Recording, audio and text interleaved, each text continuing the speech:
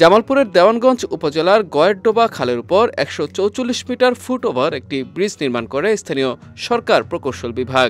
এতে উত্তরাঞ্চলের মানুষের জেলা শহরে যাতায়াত সহ কৃষকদের উৎপাদিত পণ্য পরিবহন ব্যবস্থা সহজ হয়ে ওঠে।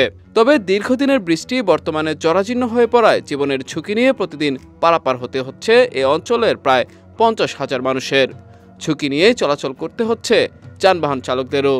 আমরা খুব জীবনের ঝুঁকি নিয়ে গাড়ি চলাই এই ব্রিজ দিয়ে। সেটা হলো আপনার ব্রিজের যে ডেনা থাকে, হাতা থাকে, সেটাও নাই। যে কোনো টাইমে দুর্ঘটনা ঘটতেই পারে। একটা অটো গেলে আর একটা মোটর সাইকেল ক্রসিং হয় না, মনে হয় যে দেশে কেউ নাই। ব্রিজের উপরে নাঙ্গল দিয়ে যেমন হাল বয়া চুইছে, এগুলি কি ব্রিজ করছে?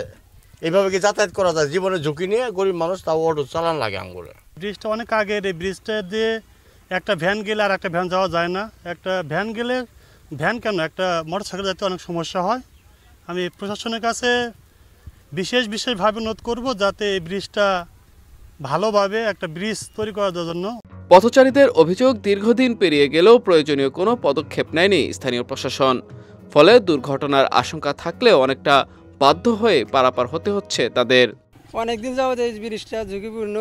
এখানে অনেক অ্যাক্সিডেন্ট হয়েছে, 4-5টা অলরেডি হয়ে গেছে, এবং কি 2টা গাড়ি একসাথে কোচিং হইতে পারে না। প্রায় 8-10 বছর হলো ভাঙ্গাচোরা, কিন্তু আমাদের এটাতে চলাফেরার জন্য অনেক ঝুঁকিপূর্ণ। অনুপযোগী একটা ব্রিজ। এই ব্রিজটা অনেক পুরাতন। এই ব্রিজ দিয়ে যাইতে আমাদের ভয় লাগে যে কখন ব্রিজটা ভেঙে পড়ে যায়। তবে দ্রুত সময়ের মধ্যে ব্রিজ নির্মাণের প্রয়োজনীয় পদক্ষেপ নেওয়া হবে বলে জানান উপজেলার প্রকৌশলী। ১৫০ মিটার আরসিসি গার্ডার ব্রিজ নির্মাণ করার জন্য এমপি মহোদয়ের ডিও লেটারের মাধ্যমে জরিপ কার্য চলমান আছে। ইতিমধ্যে এটির সয়েল টেস্ট, তারপরে পরিবেশের যে জরিপ কার্য, সার্ভে কাজ সমাপ্ত হয়েছে। সার্ভে সমাপ্ত হওয়ার পর ব্রিজ অনুমোদন হইলে আমরা টেন্ডারের মাধ্যমে এখানে আরসিসি গার্ডার ব্রিজ নির্মাণ করতে পারব।